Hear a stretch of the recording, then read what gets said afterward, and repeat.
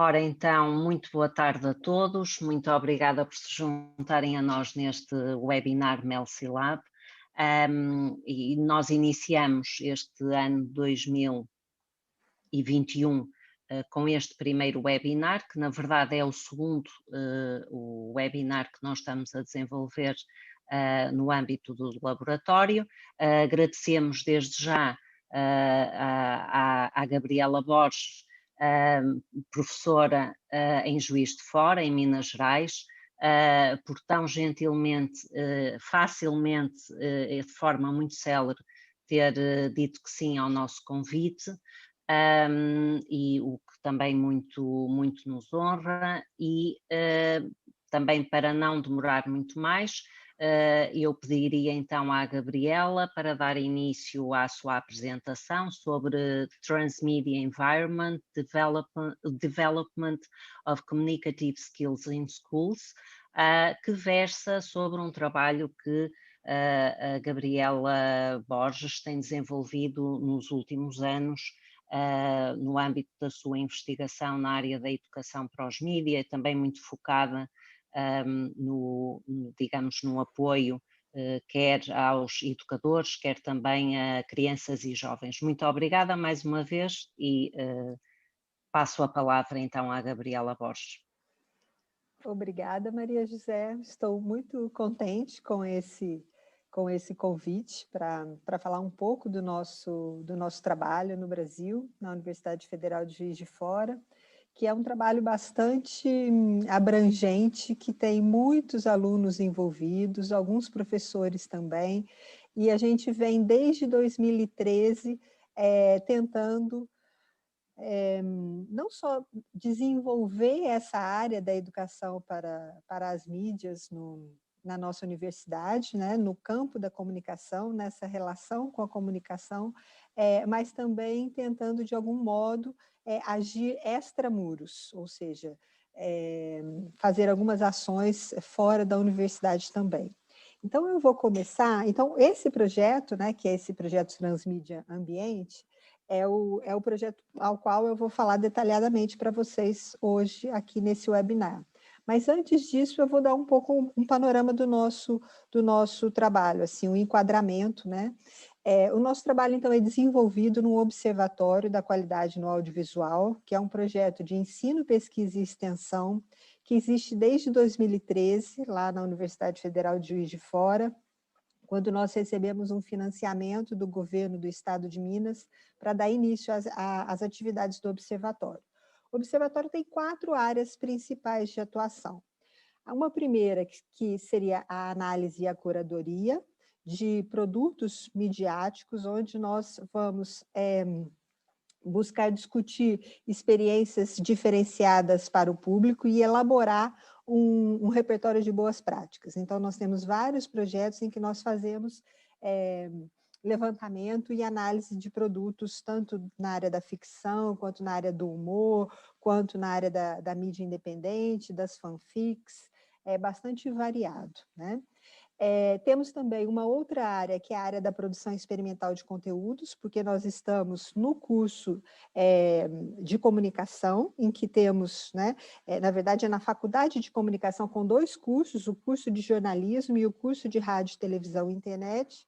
E então, uma área bastante importante do nosso observatório é a produção experimental de conteúdos, onde os alunos buscam, né, desenvolver novos formatos e experimentar, na verdade, com a linguagem audiovisual. Uma terceira vertente, né, um terceiro objetivo do observatório é a divulgação científica, ou seja, a partir dos projetos de pesquisa e de extensão que nós desenvolvemos, nós procuramos divulgar os resultados, né, que nós encontramos numa linguagem muito mais acessível para ser colocada nas redes sociais e circular, né, entre outras comunidades que não só a comunidade acadêmica, e os projetos de extensão, que, na verdade, é uma aposta muito importante e um espaço de formação dos nossos universitários que vem sendo bastante desenvolvida nos últimos anos, e é sempre, então, em escolas ou instituições, né, para jovens, para crianças e jovens, e com o objetivo, né, principal de estimular o desenvolvimento da competência midiática. Então, esse projeto que eu vou mostrar hoje para vocês vem, né, dentro desse escopo do observatório. Esse projeto começa, né, a partir de um projeto que nós desenvolvemos na rede Alfamed Brasil, chamado Competências Midiáticas em Cenários Brasileiros e Euro-Americanos, com várias universidades. Vocês podem ver aí no mapa, que é mais ou menos no centro-sul do Brasil, que são, na verdade, as universidades que compõem a rede Alfamed Brasil até o momento, né? Nós pensamos em expandir, mas queremos ir aos poucos, né? Porque é bastante trabalho. Então, por enquanto, nós somos 6 universidades. E nós começamos esse projeto em 2015, quando fizemos um grande levantamento, na verdade, uma espécie de um diagnóstico, né, sobre os níveis de competência midiática de crianças de 9 a 12 anos, jovens de 14 a 16 anos, universitários. Fizemos também uma pesquisa com profissionais de comunicação e professores, mas acho que o foco aqui hoje são esses 3 públicos, que foram uma média de 500 questionários que foram respondidos, né, por esses diferentes públicos, instituições públicas e privadas, nas regiões onde essas universidades estavam localizadas. E, assim, de todos, né, os resultados que nós colhemos, eu acho que o que seria importante colocar aqui para vocês hoje é que nós levantamos dados que corroboram com outros estudos que vêm sendo desenvolvidos nessa área da competência midiática também. Ou seja, de que os jovens têm acesso, não um acesso ideal, mas têm sim acesso à internet, aos meios, né, nas tecnologias da informação e da comunicação, tem uma certa competência tecnológica, ou seja, sabem como lidar com os equipamentos tecnológicos, mas, por outro lado, tem pouco pensamento crítico, reflexivo, e não compartilham e produzem conteúdos, né, de caráter mais criativo mesmo, como nós esperávamos. Isso também nós encontramos em outras pesquisas, até mesmo aqui em Portugal, que já foram realizadas e também mostram números parecidos.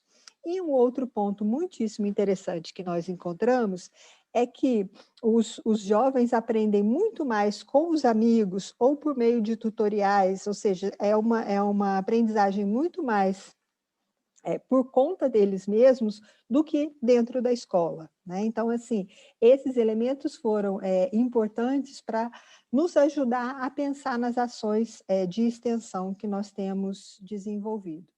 E, por outro lado, nós percebemos também que, assim, e esse dado também acabou sendo importante, na pesquisa que nós realizamos com os profissionais de comunicação, e essa pesquisa foi só na cidade mesmo, ali na região de Juiz de Fora, nós percebemos que, apesar dos profissionais de comunicação entenderem bem o papel, né, da tecnologia digital na profissão, eles faziam pouca relação entre a importância de uma formação para a cidadania e o acesso a esses meios digitais na profissão, né? Então, assim, a gente achou que isso também era uma espécie de uma lacuna na formação dos profissionais, tendo em vista que muitos deles saíram da nossa própria universidade.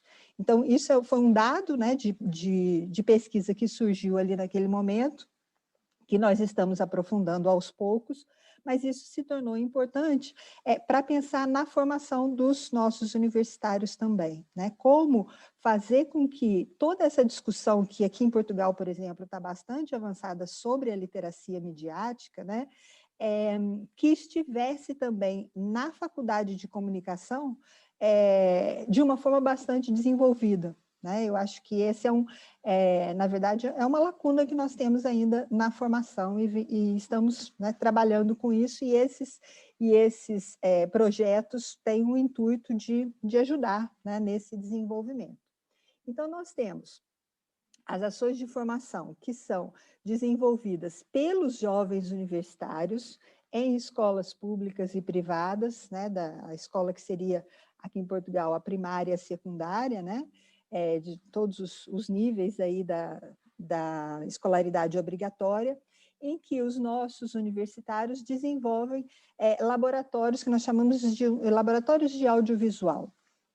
E esses universitários também passam por um período assim de reflexão através dos simpósios de literacia midiática. Então, assim, são como que atividades casadas, né, para estimular esse desenvolvimento da discussão, no fundo, né, da literacia midiática na nossa faculdade. As oficinas de audiovisual, então, que foram desenvolvidas, né, desde 2016, nós fomos adaptando e fomos mudando ao longo do tempo, muito em função também do interesse dos alunos universitários, porque em alguns momentos eles têm mais interesse por documentário, em outros momentos mais interesse pelo YouTube, agora é o interesse para a literacia transmídia. Então, nós vamos adaptando as oficinas, né, a partir desses interesses, porque também é importante para a gente, e dentro até mesmo dos estudos sobre literacia transmídia, do escolar, e aquele grupo todo que ele montou, né, no último projeto de Transmedia Literacy que ele coordenou, né, a questão das estratégias informais de aprendizagem.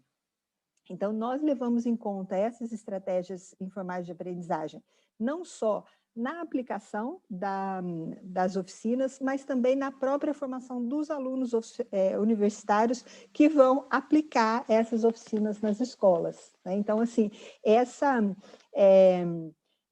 esse modo, né, esse input que os alunos universitários trazem a partir, né, do seu próprio desenvolvimento de competências midiáticas também acaba sendo bastante importante para a gente. E aí a primeira oficina foi mais centrada na questão da linguagem audiovisual, né? Então, assim, com o intuito de fazer um vídeo, né, ou de poder fazer um vídeo para colocar no YouTube, mas mesmo para ensinar os princípios básicos da linguagem audiovisual. A segunda, nós trabalhamos mais com a questão do documentário, e aí pensando bastante nas escolas públicas, principalmente de regiões mais afastadas e mais difíceis, né, em termos do entorno social e econômico. Foi bastante importante, porque a gente viu também como uma certa forma assim, de despertar um certo olhar crítico sobre as narrativas que são consumidas, né, por jovens. Essas oficinas de documentário foram feitas com jovens a partir de 14 anos, né, mais velhos um pouquinho do que a anterior. E o retorno que nós tivemos, porque depois, no final das oficinas, nós sempre fazemos uma espécie de entrevistas em vídeo, né? Fazemos algumas perguntas para ter um pouco do retorno dos alunos sobre o que eles perceberam e eles acharam, né, da experiência. E o retorno que nós tivemos sobre essas oficinas de documentário foram bastante interessantes, assim, nesse sentido de ter chamado a atenção para questões que eles ainda não tinham percebido, né? E a última experiência que nós tivemos foi essa que se chama Transmídia Ambiente, que, na verdade, o que aconteceu? Nós tínhamos toda a oficina planejada para ser dada nas escolas. E aí veio a pandemia, né? Como tudo na nossa vida, que a gente estava até falando aqui no começo desse webinar, mas como tudo na nossa vida no último ano, as oficinas ficaram em suspenso. Então, como os alunos, isso é importante também dizer, que os alunos envolvidos nesses projetos, hoje são cerca de 15, 20 alunos, né, que estão envolvidos nesses projetos, todos eles têm uma bolsa de estudos da universidade para desenvolver esses projetos, ou seja, eles estavam recebendo essa bolsa e a gente precisava de alguma outra solução para que, né, o trabalho não ficasse simplesmente por fazer. E eu acho que nós encontramos uma solução que, assim, no começo foi bastante, nós ficamos assim, bastante temerosos, né? Porque foi a primeira oportunidade que nós tivemos de pensar e preparar material para os professores. Porque o que nós pensamos naquele momento foi, os alunos não temos como chegar a eles, porque as escolas públicas no Brasil, algumas delas estão com aulas completamente suspensas, porque os alunos não têm acesso à internet para poder ter aulas. Então, era impossível ter algum tipo de proximidade desses alunos. Então, nós pensamos em preparar um material para os professores, a fim de que eles, né, se tivessem interesse, tivessem ali um material de apoio e que pudessem desenvolver isso com crianças e adolescentes. E foi essa a nossa aposta, né? Então, essa oficina da Transmídia Ambiente, ela é direcionada, na verdade, não era para ser, mas, afinal, ela é direcionada para os professores. Nós esperamos, quando voltarmos, né, desse tempo em suspenso que estamos vivendo, nós esperamos fazê-las nas escolas, mas, por enquanto, isso não vai ser possível. Então, qual que é o objetivo, né, dessa oficina? É trabalhar, então, com a narrativa transmídia e também desenvolver, na verdade, um certo olhar, uma certa preocupação com a preservação do meio ambiente, né? Então, nós temos, em Juiz de Fora, muito recentemente, a universidade conseguiu comprar uma grande área de preservação ambiental, onde foi criado um jardim botânico. Então, é uma conquista, na verdade, muito recente, né, de uma área que estava com litígios, uma área que estava um pouco assim abandonada durante muito tempo, e aí agora tem esse jardim botânico, e temos também um grande rio que passa pela cidade, que cruza a cidade, que é um rio bastante poluído. Então, nossa intenção com essa oficina era trazer algum tipo de relação com a preservação, né, do meio ambiente, e também desenvolver competências para que as crianças, a partir, né, da experiência que elas têm com videojogos e com o consumo de produtos midiáticos, pudesse criar alguns produtos a partir dessa ideia de uma narrativa transmídia, né? Eu imagino que todos que estão aqui provavelmente já sabem, né, o que é uma narrativa transmídia. Nós não estamos aqui para explicar isso, mas, assim, muito rapidamente, a narrativa transmídia tem essa ideia de construir um universo ficcional em que diversos espaços midiáticos ou diversos produtos midiáticos podem ser construídos a partir, né, ou dentro desse mesmo universo. E a nossa intenção com essa oficina é que esses produtos midiáticos, né, que possam ser criados dentro desse universo, ofereçam algum tipo de reflexão crítica, né, a partir do desenvolvimento aí, então, da competência midiática. Outra coisa que é importante falar também, que todas essas oficinas que a gente tem desenvolvido, a gente parte das 6 dimensões da competência midiática desenvolvida no estudo, no começo, em 2012, se eu não me engano, pelo João Ferrez e o Alejandro Piscitelli. Acabou sendo a nossa base, né? Esses estudos desenvolvidos na Espanha acabaram sendo a nossa base, com a qual cada uma das dimensões, as dimensões são linguagem, estética, tecnologia, ideologia e valores, processos de interação e processos de produção e difusão. Então, a partir dessas 6 dimensões, tudo que nós vamos pensando, né, nessas oficinas, e no trabalho do observatório como um todo, vai dando atenção, né, a algum aspecto dessas dimensões.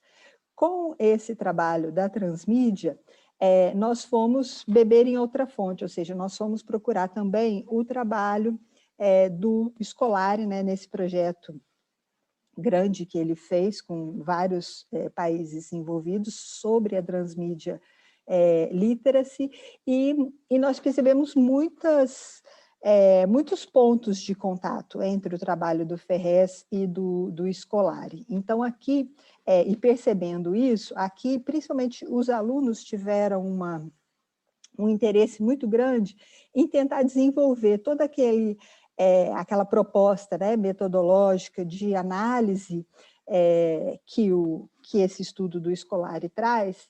Então, nós tentamos incorporar aqui nessa oficina, né? Então, essa ideia de uma literacia transmídia que ultrapassa a competência midiática, né? Que seria essa literacia que é desenvolvida também a partir dessas estratégias informais de aprendizagem, né? Eu acho que assim o que avança aí entre os dois conceitos, ou pelo menos a proposta, né, de avançar aí no conceito de literacia transmídia, está relacionada justamente com essa ideia de dar atenção ao que é desenvolvido fora do universo, do ambiente escolar, né? Então, esse elemento acaba agregando aí um outro valor, porque no conceito de competência midiática, a gente já tem a ideia de reflexão crítica, a gente já tem a ideia de produção criativa,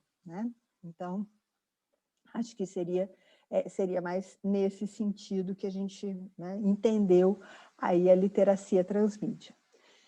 E aí, então, né, a partir desse enquadramento, as oficinas, né, a ideia, essa proposta de oficina, ela teria aí 5 momentos. Um primeiro momento, que a gente chama de experiência, ou seja, levantar quais os conhecimentos prévios que os alunos têm sobre os temas que nós vamos tratar. Nesse caso específico, o meio ambiente e a criação de uma história, né? Num segundo momento, a gente discute quais são as características de cada linguagem. No caso específico aqui dessa oficina, seria a história em quadrinhos e as fanfics, que a gente vai trabalhar, mas poderiam ser outras, né? A proposta aqui é essa. Num terceiro momento, que a gente chama do confronto, seria, então, apresentar novas perspectivas, ou seja, a partir do que eles já conhecem, que eles nos disseram, né, que conhecem as crianças e os jovens, a gente apresenta alguns exemplos, né? E num quarto momento, então, a gente propõe a criação da HQ e da fanfic. E num último momento, a gente analisa, então, como é que essa produção foi feita e qual é o retorno dos participantes da oficina, né? Então, seriam aí esses 5 momentos aí da aprendizagem. E como é que a gente pensou essa oficina em específico, né?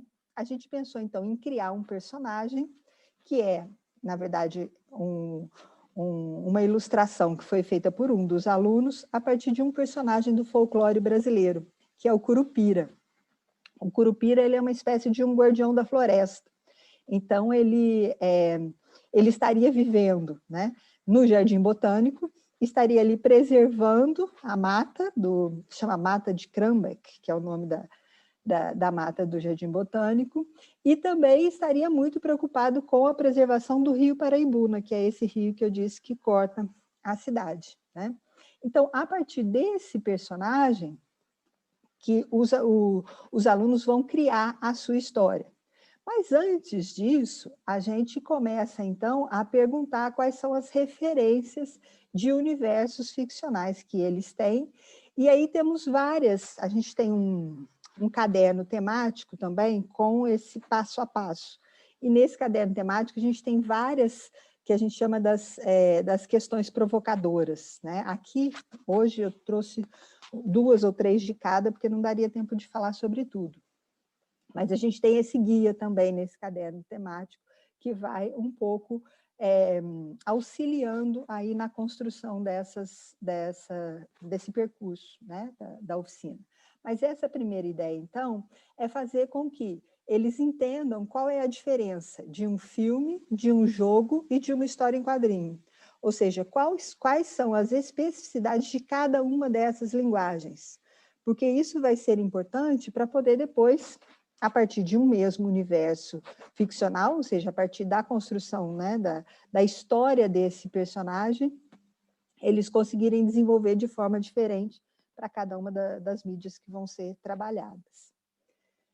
Então, a história, né, começa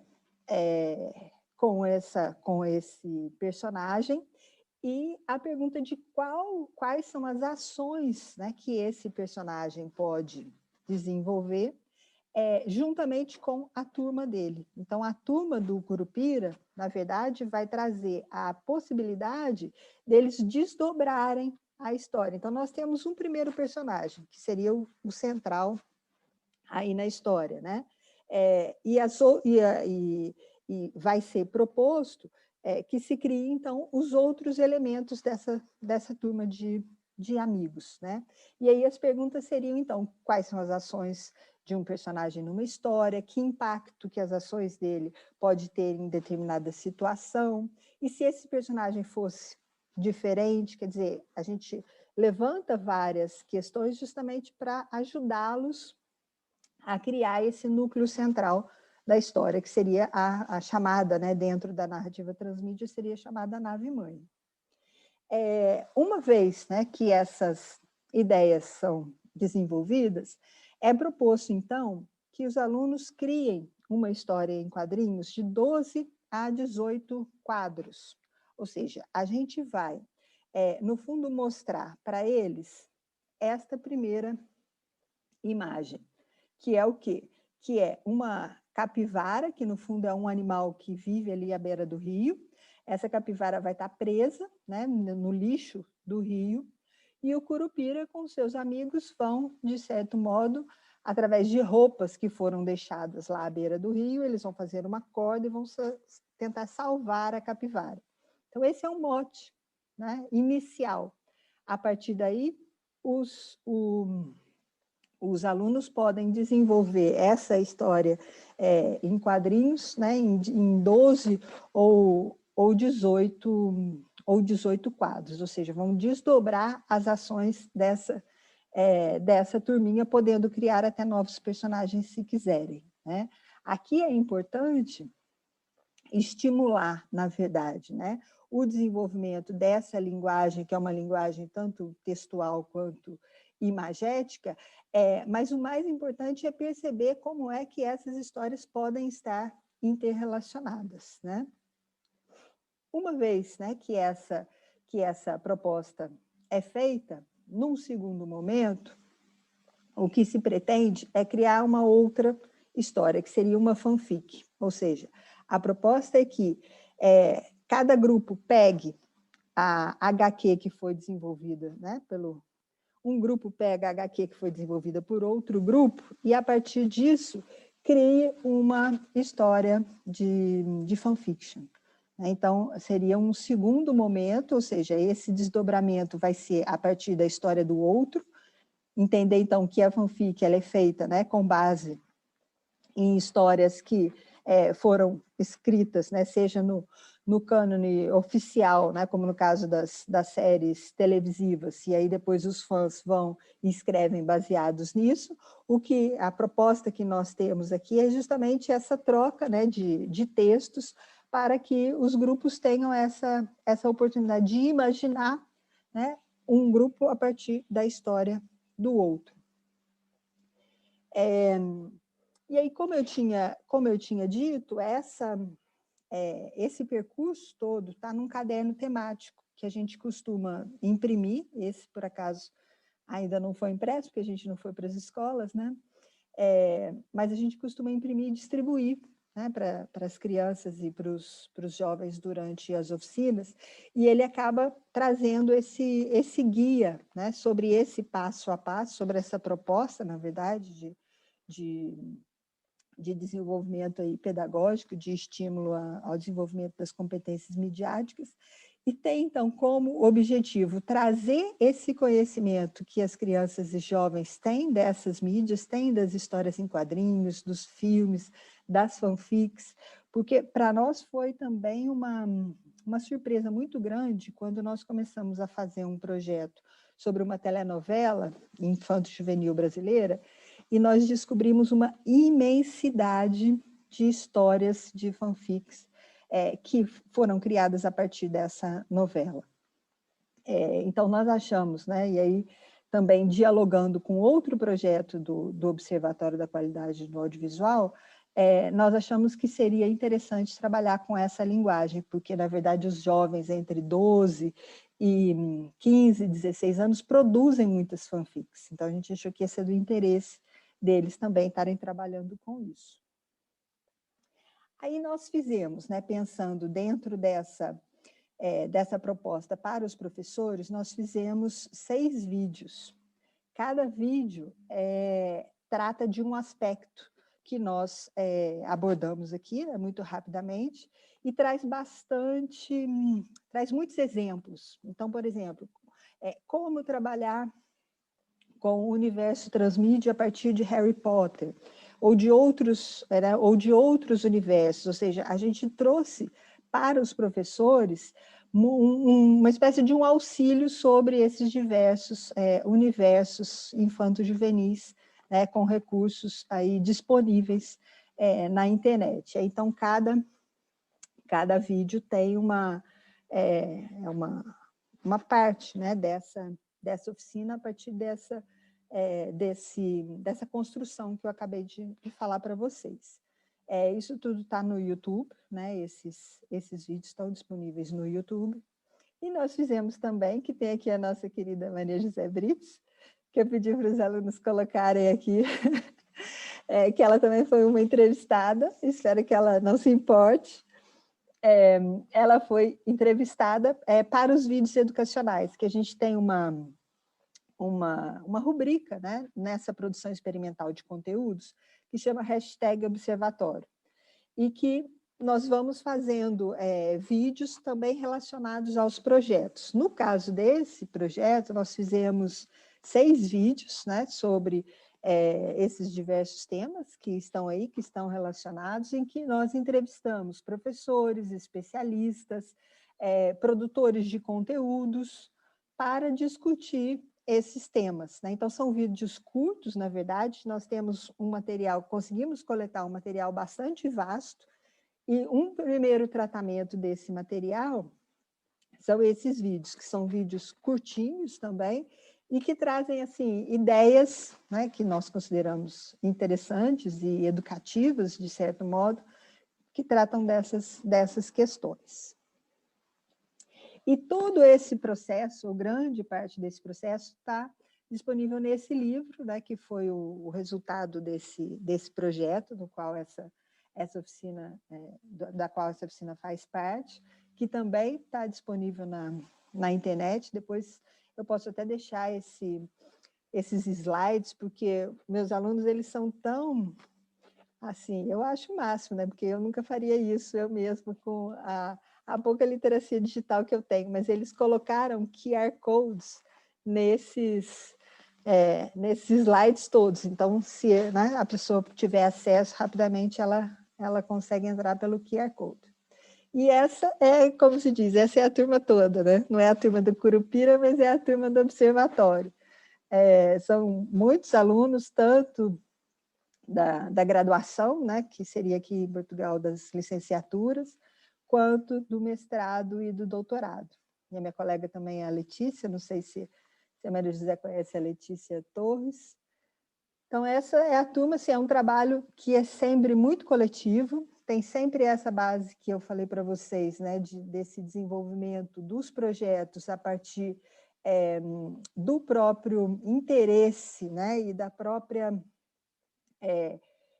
os alunos, no fundo, eles têm autonomia e responsabilidade para desenvolver os projetos. Então, eles trazem, né, a partir das suas experiências com as mídias e das suas experiências no curso de comunicação, eles trazem as propostas e eles são responsabilizados por esses projetos, que nós, obviamente, supervisionamos, mas a gente acha muito importante deixar na mão deles, para que eles percebam todas as etapas, né, dos projetos que nós vamos desenvolvendo. Tanto é que, às vezes, eu vou, por exemplo, com eles para as escolas, para nós aplicarmos essas oficinas, mas às vezes com muito trabalho, né, como é normal na Universidade Federal no Brasil, a gente não consegue acompanhar isso tudo, né, de uma forma presencial ali.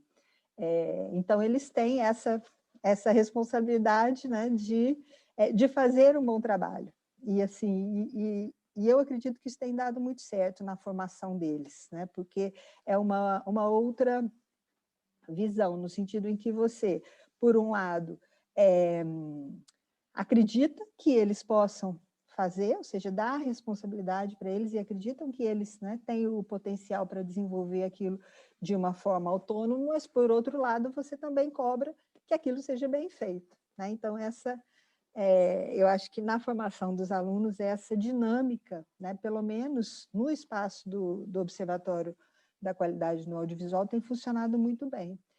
E fora uma outra experiência que é muitíssimo interessante, que é essa experiência de ir para as escolas públicas, principalmente, né? Então, assim, ter outras vivências, ter outros olhares e aprender também a partir do que essas crianças e jovens trazem, né? E eles coletam, na verdade, experiências muito gratificantes, eu acho, assim, né? Nessa formação, né, de uma comunicação para a cidadania, eu acho que isso é muito importante, acho que acaba sendo um diferencial.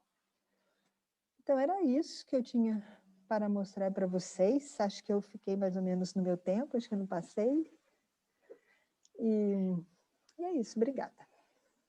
Muito obrigada, Gabriela, por esta apresentação tão estimulante. Muito obrigada mesmo. Eu iria agora dar a palavra à nossa audiência, a quem eu não agradeci no início, mas agradeço porque é sempre muito importante termos um grupo consistente de pessoas também a assistir, e acho que neste caso temos.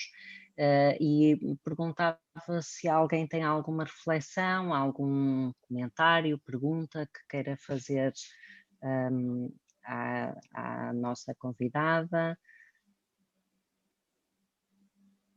Alguém quer dar... Se calhar eu começava por colocar uma questão Obrigada, Célia.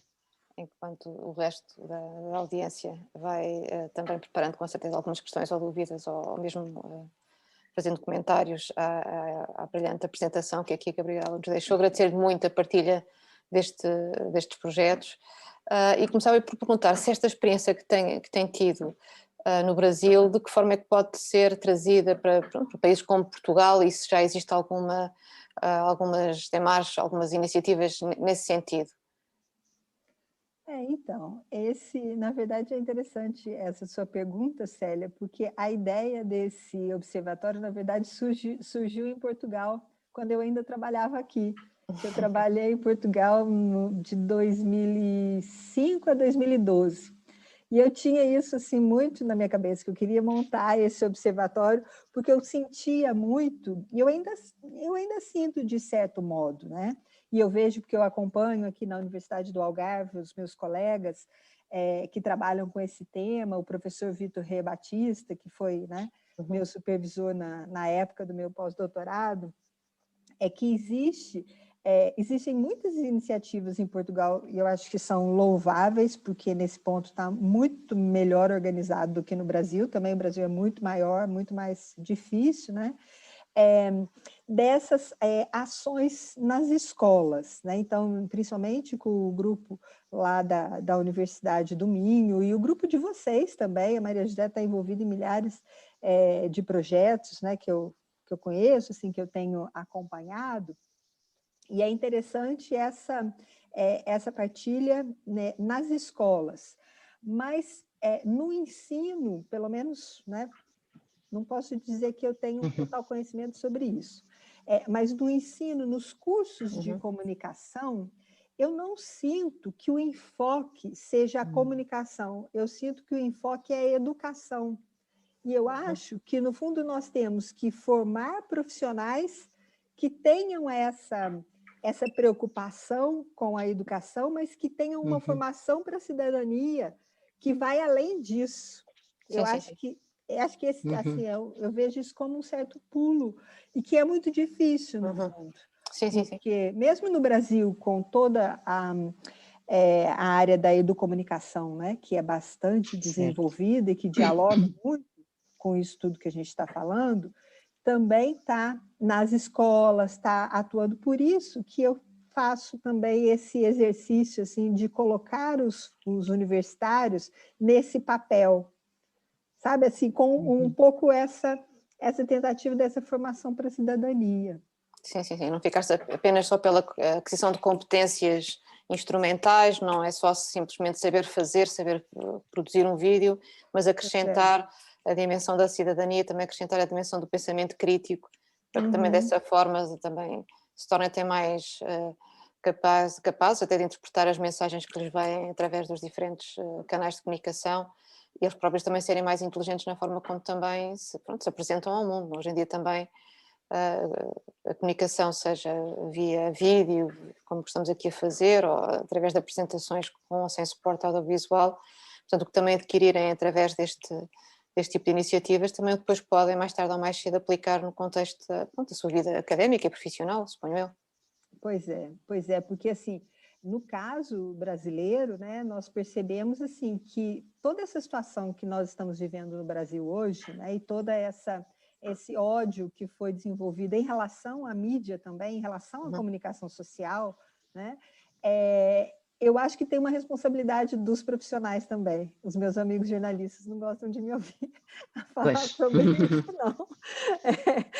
Mas eu acho que é um pouco assim, tocar na ferida, sabe? Porque, assim, quem constrói as notícias? E qual é a visão de mundo dessas pessoas que constroem? E não só as notícias, constroem as novelas, constroem qualquer produto que está, principalmente na televisão, né? E aí, quem está formando esses profissionais? Né? Somos nós que estamos na academia estudando isso. Então, é um pouco por aí, assim, essa proposta, né? Eu se calhar permitia-me aqui só um pequeno comentário, porque de facto, ponto 1, parece-me que a questão da análise da produção, aquela última etapa, não é?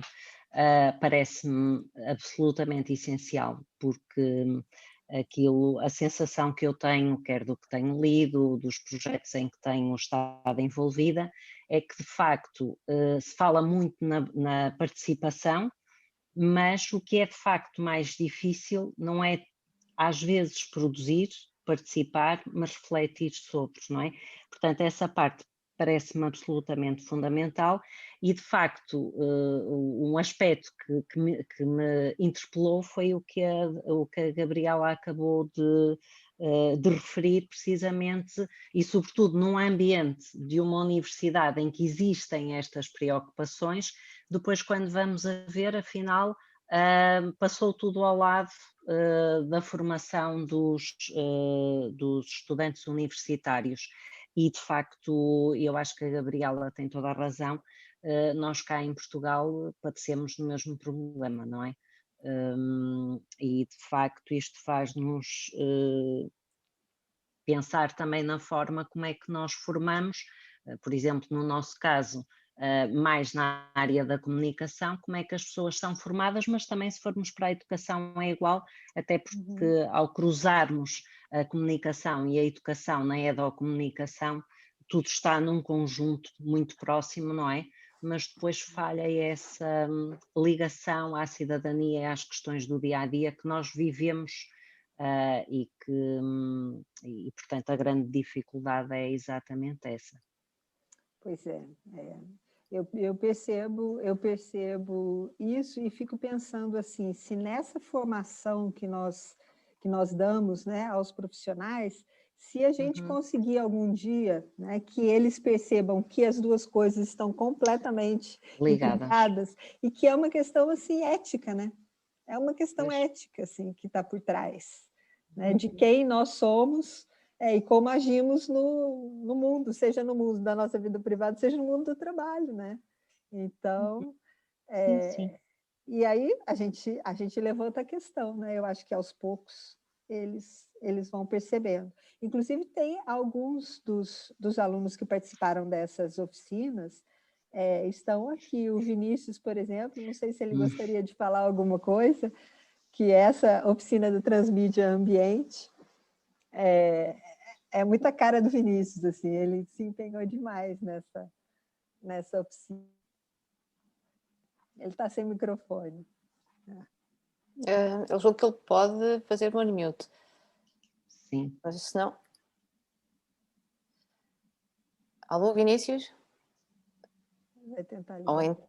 Tente ligar. Entretanto, nós temos aqui... está sem microfone. Entretanto, a Marina Oliveto tem um comentário a fazer, se calhar aproveitávamos este compasso de espera. Marina, força.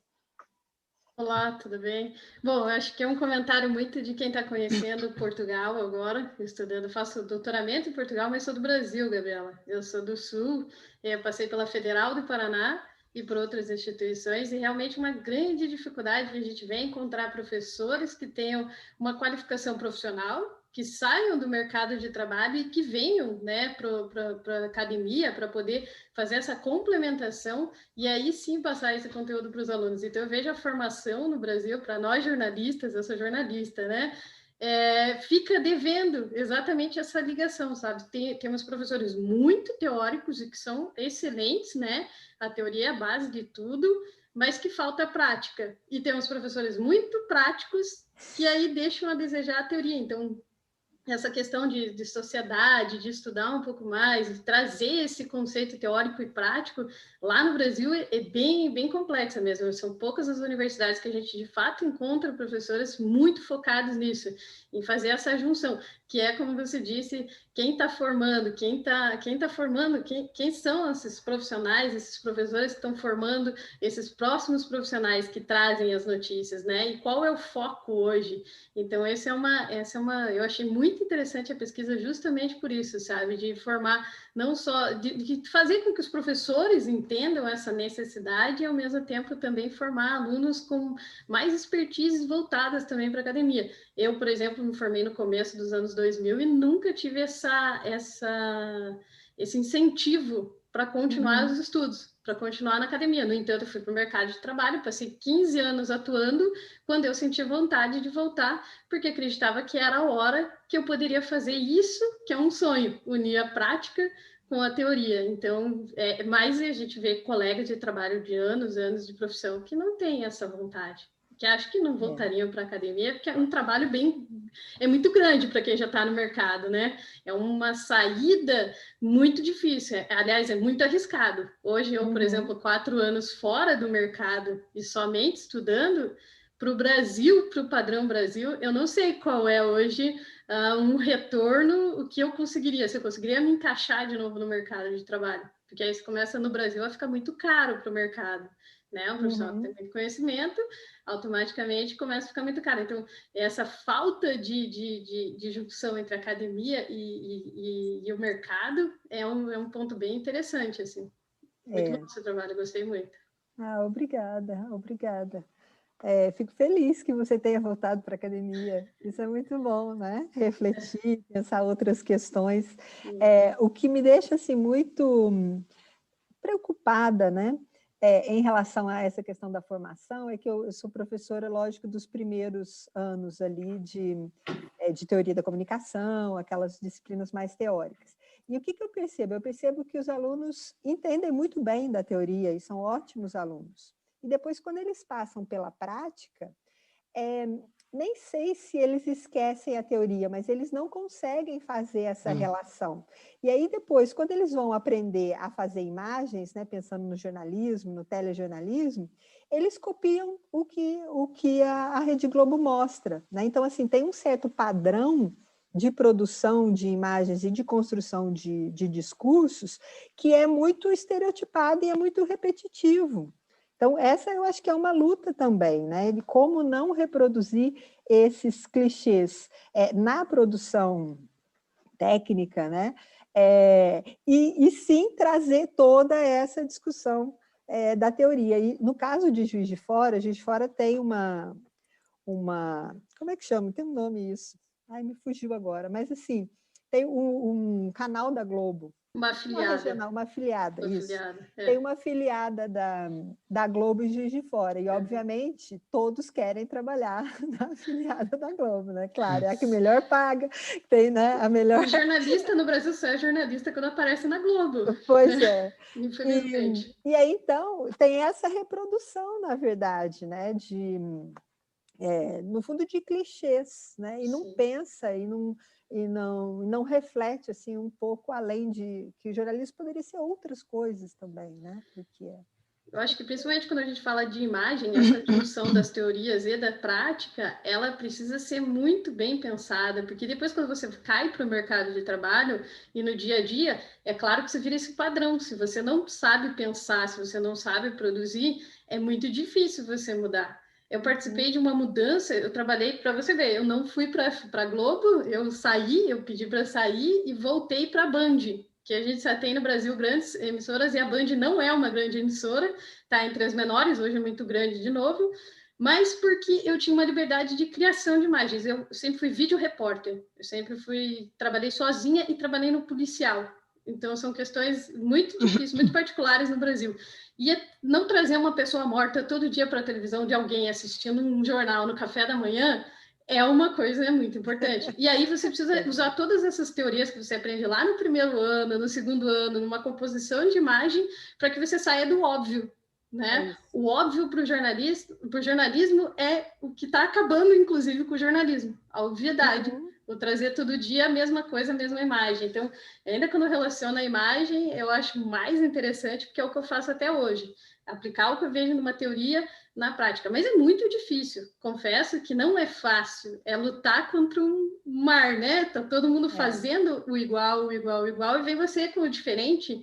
É muito difícil no dia a dia. Então, eu passei 15 anos fazendo isso, lutando contra a maré, e daí fiz pior ainda, voltando para a academia, na vista do jornalismo brasileiro, que isso é quando eu falei para o meu diretor, estou saindo, estou indo para a Alemanha, vou morar lá, vou estudar, ele quase me matou, porque isso não é normal, mas era uma questão pessoal, uma necessidade, uma angústia de querer um diferente, uma coisa diferente.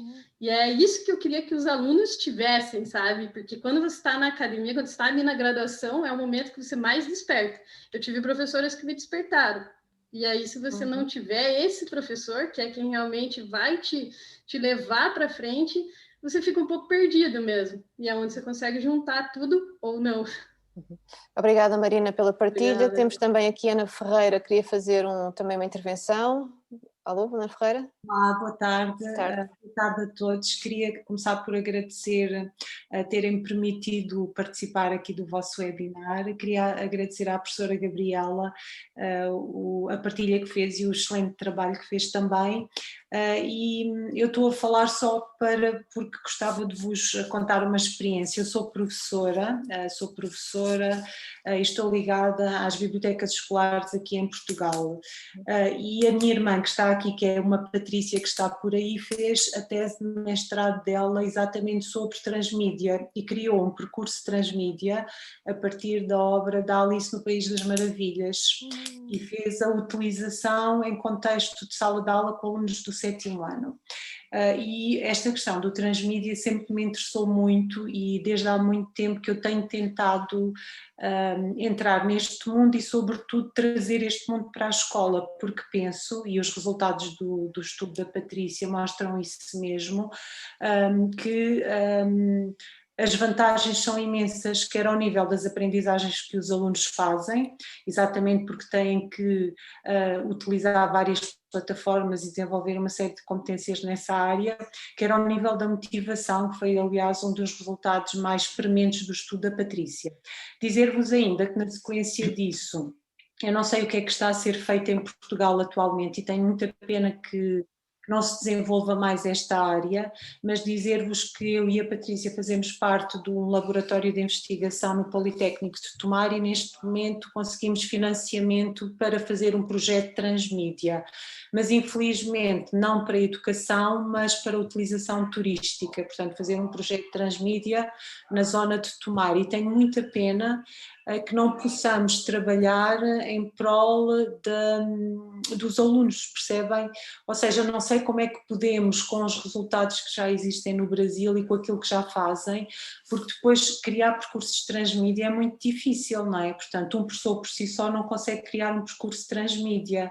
A Patrícia conseguiu porque ela é da área da arte, das artes visuais, do design, e portanto ela conseguiu porque tem essa competência, mas de facto penso que estamos muito longe daquilo que já se faz noutros países, nomeadamente ao nível da educação, e gostava de vos perguntar se vocês sabem que caminho é que podemos fazer, que caminhos, que passos devemos dar para conseguir levar isto para as nossas escolas de forma mais efetiva. Era só, obrigada. Obrigada. Eu acho que assim, a forma como nós começamos, né, toda essa proposta, né, e esse mundo que hoje se tornou o Observatório da Qualidade no Audiovisual, foi assim, de pouquinho em pouquinho. Né? Então, assim, e essa oficina, ela trabalha só 2 linguagens. Eu acho que, talvez, para começar, pudesse pensar assim, então, vai trabalhar, né, algum tema, a partir de um tema específico, e a gente achou, por exemplo, essa ideia da preservação do meio ambiente, um tema muito relevante, né, atualmente, e aí tentar pensar dentro do contexto, né, em que vocês estão inseridos, como poderia estimular os alunos a trabalharem com 2 tipos de linguagem. E fazer uma coisa pequena, com um grupo, e aí depois isso pode começar a ser replicado. Assim, foi assim, pelo menos, né, desde 2016 que a gente começou com essas oficinas, foi assim que nós fizemos, sabe? Assim, se a gente já começar com um projeto muito grande, muito bem estruturado, a chance de dar errado é maior, né? Ainda mais quando não se tem muita experiência. Para nós, sinceramente, nós entramos nas escolas públicas morrendo de medo, porque a gente não sabia o que a gente ia encontrar, né? E assim, eu e as minhas colegas que começamos a desenvolver isso, a gente tem a experiência da universidade, a gente não tem a experiência da sala de aula. Então, assim, como é que você vai querer ensinar alguma coisa? No fundo, você está mais aprendendo do que ensinando, né? É uma troca. Eu acho que essa é uma questão interessante também, né? Que nós não estamos aqui para, como se diz, tem uma expressão engraçada no Brasil que fala pregar sentença, né? Mas assim, nós não estamos aqui cheia de conhecimentos e sabedoria para ensinar as pessoas. Não, eu acho que tem que ser o que esses jovens, o que essas crianças podem trazer, porque é isso aqui, como você mesma colocou, isso que gera motivação também, né? Eu, assim, não sei, acho que era isso que eu poderia, assim, falar. Não sei se a José teria alguma coisa para... Se me permitirem aqui 2 achegas, o CICANT, ao qual nós pertencemos, é um centro de investigação com grande dinamismo e com múltiplas valências. E para além desta componente importante que existe no CICANT, que tem a ver mais com a temática da literacia dos média, somos igualmente fortes na componente de produção audiovisual, multimédia, transmédia, inclusive, também na área dos videojogos, da fotografia, das artes plásticas. Portanto, dentro do chapéu ECATI, temos desde engenharia informática, videojogos, cinema. Aliás, a Lusófona é provavelmente neste momento a melhor escola de cinema do nosso país, e não só, também estamos a preparar-nos, o processo de internacionalização já começou, e felizmente quer nos mestrados, quer nos doutoramentos atraímos cada vez mais talentos de várias partes do mundo. A Marina Olivetti, por exemplo, nossa aluna de doutoramento de artes dos média, também estou aqui a reconhecer o Zé Ramalho, que está também a fazer doutoramento de Ciências da Comunicação. Provavelmente, quem é que está cá mais? O Celestino, que está em Cabo Verde, exatamente. Portanto, o Rui Machango também. Exatamente, portanto, já temos aqui ainda hoje, aqui também na assistência, alguns dos nossos alunos de doutoramento, quer de arte dos média, quer de Ciências da Comunicação. E depois, em particular, na área do cinema, de facto, a Lusófona está cada vez mais forte, também agora com um projeto muito grande do H2020, a Filmeu, da formação de uma academia internacional com outras 3 instituições nossas parceiras, que no fundo é mais um passo importante nesse processo de internacionalização. E depois, em particular, na área do transmídia, temos pessoas como o Rafael Antunes, que também é quadro do Grupo Empresa, que aliás até no âmbito da tese de mestrado dele, ele fez um projeto de transmédia chamado, como é que se chamava-se? Mutter, mãe, em alemão.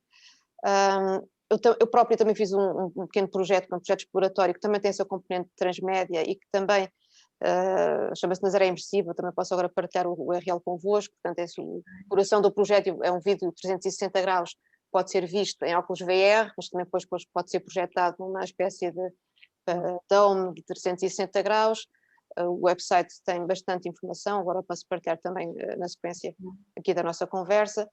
Depois temos outro tipo de projetos de maior dimensão, como é o caso do Migrated, que foi um projeto no âmbito da metodologia de vídeo participativo, que decorreu em 5 países da União Europeia, também em Portugal, com o Lusófono e também com um parceiro que era a For Change, que é uma ONG, que nós também com escolas aqui da zona de Lisboa demos formação aos estudantes, sobretudo 8º, 9º, 10º ano, mas também aos nossos próprios estudantes na área de cinema, em que aquilo que se pretendia era, debaixo da temática das migrações e dos refugiados, que estes jovens produzissem vídeos sobre este tipo de temática, tanto quanto possível também com envolvimento de refugiados e de migrantes, e desta forma não só no fundo, aprendendo competências de produção de vídeo, que era, obviamente, para muitos, se calhar, a cenoura, mas mais do que isso, tendo uma maior sensibilidade e uma maior capacidade de compreender esta questão complexa dos nossos dias, que é a questão das migrações, e em particular a problemática também dos refugiados, que infelizmente continua a ser um problema global.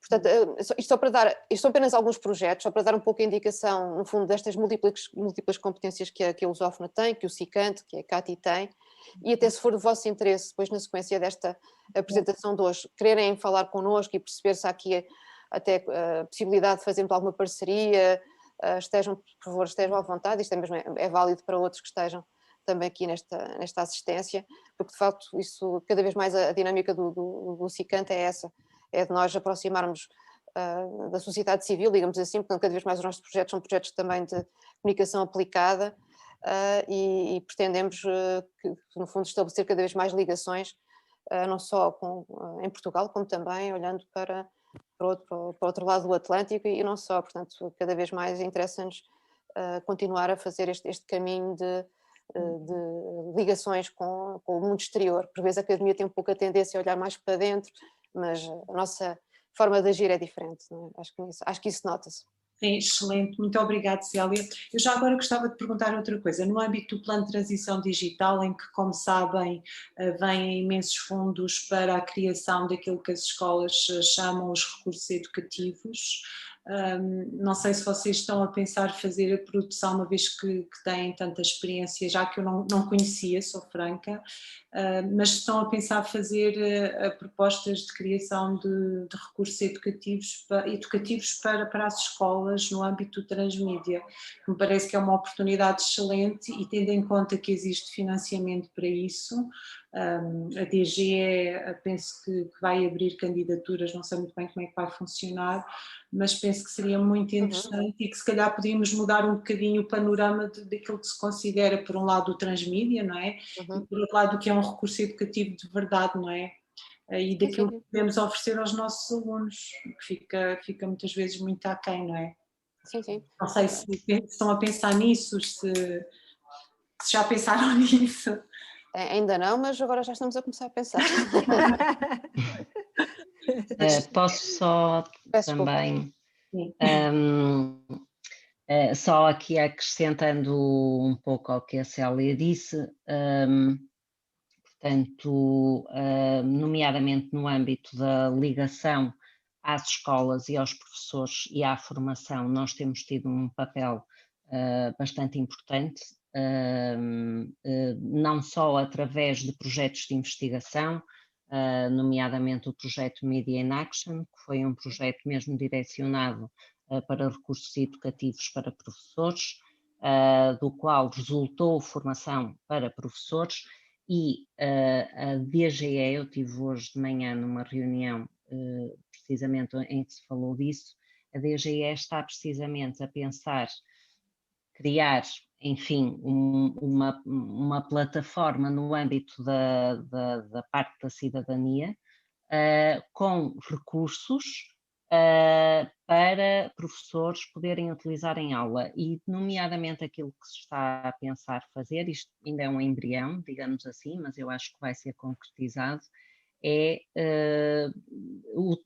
enfim, a DGE nos últimos cerca de 2 anos e também o Sindicato dos Jornalistas estiveram envolvidos numa formação muito extensa,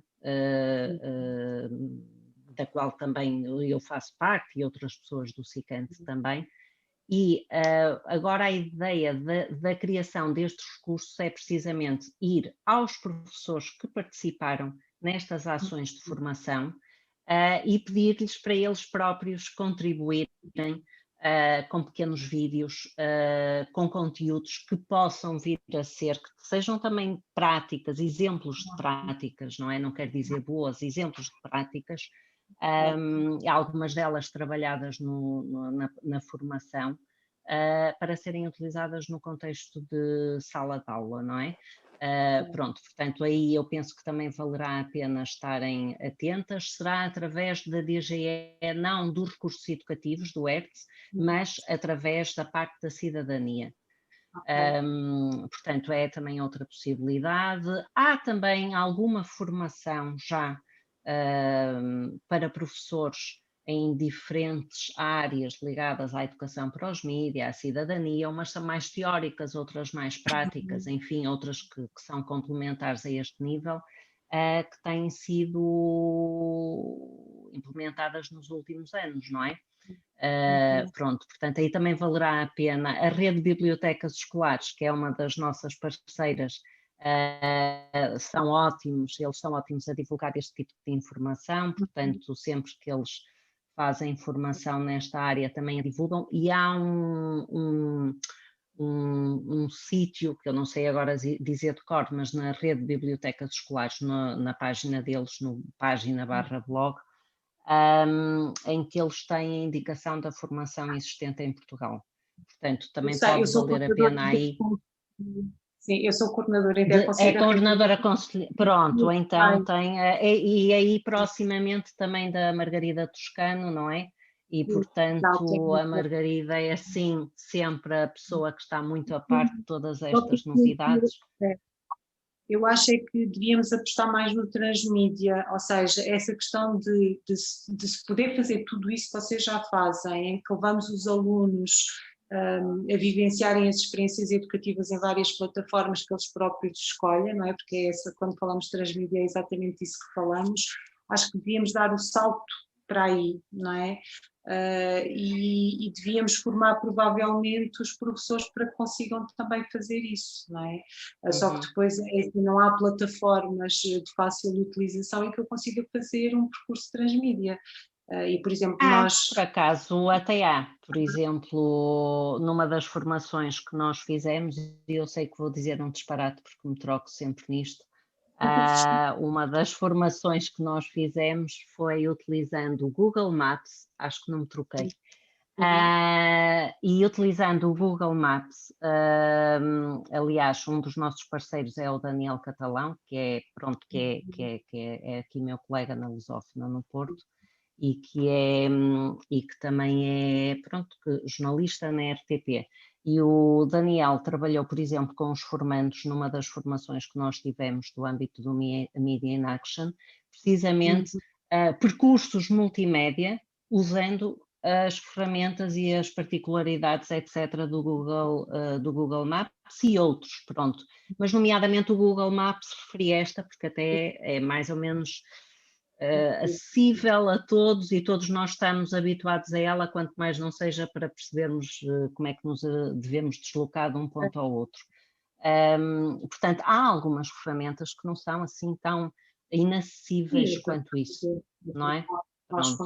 Fazer, mas tem que haver sempre algum, ou seja, aquilo que eu acho é que as pessoas não estão ainda, os professores, quando falo das pessoas, dos professores, não estão ainda vocacionados para fazer esse tipo de abordagem. E se não houver alguns exemplos. Isso é passo a passo. Tem que ser passo a passo, não é? E eu vou pegar em algo, se me permitem, e para também eu própria concluir, aqui a Gabriela referiu. e que me parece absolutamente fundamental, é aquilo que me tem dito a prática desde já há alguns anos de trabalho de investigação-ação com jovens e professores. Nós não sabemos tudo. Nem nós, nem os professores, mesmo os professores, pronto, como por exemplo a Ana, não sabemos tudo. E às vezes a nossa maior dificuldade é deixar os outros fazerem. E aqui os jovens, os alunos, eles são muito mais barra do que nós. É todos os níveis, conhecem tudo, sabem fazer tudo. Eles essa competência não a têm todos, e isto daria aqui uma grande discussão. Nem todos têm as competências digitais, nem todos têm acesso à internet, isto é um engano, quem pensa assim, e a pandemia infelizmente veio-nos mostrar isso, mas eles de facto têm tendencialmente mais competências do que nós, não é? E nesse aspecto nós devemos aproveitar isso quando estamos a trabalhar, não é?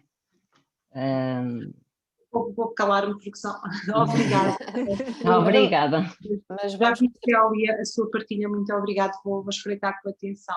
Obrigada. Vamos com certeza manter o contacto. Se entretanto, acho que há só mais uma questão, e se calhar mais alguns minutos e devemos também fechar para não tornar a estação muito longa. O José Ramalho, espero que a pergunta seja fácil de responder. Força. Vamos a isto? O som é que não vem. Temos imagem, não temos som. Ainda não temos som. Se o problema técnico se mantiver, a Maria José há pouco referiu e bem que também podíamos aproveitar, entre as várias iniciativas que neste momento estão a decorrer da parte do SICANT, uma delas é um congresso internacional de investigadores de audiovisual, cuja data limite de submissão de propostas é até 1 de março. Acho que agora o José Ramalho já está em condições de falar. Sim? Então pronto. Então já. Força. Boa tarde a todos. Boa tarde. Olá.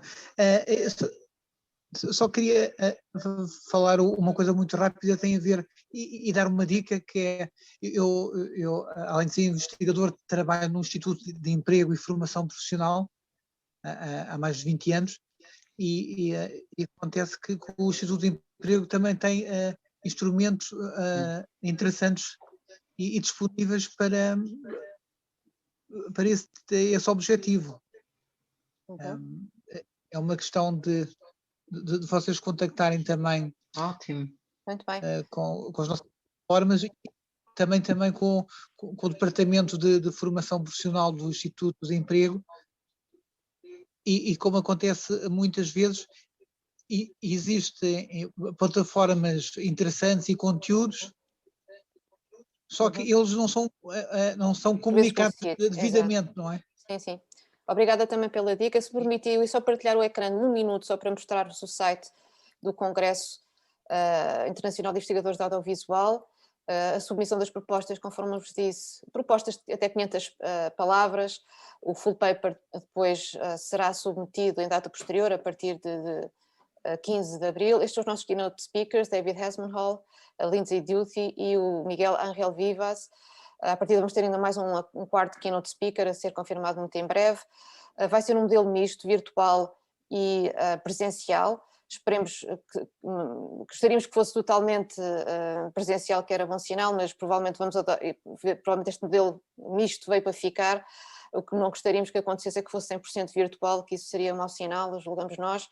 Temos aqui estas áreas temáticas como os conteúdos digitais, as tecnologias, indústrias culturais, uma área que é mais cara à Maria José e da qual ela também preside com a Carla Cerqueira, a formação e literacias em comunicação, portanto tudo debaixo do chapéu do audiovisual, do cinema, da televisão, do vídeo, também aqui uma nova área que é a experiência de áudio, outra área que já também existia anos anteriores. É a primeira vez que este congresso decorre fora de Espanha, é a 8ª edição, mas é a primeira fora de Espanha.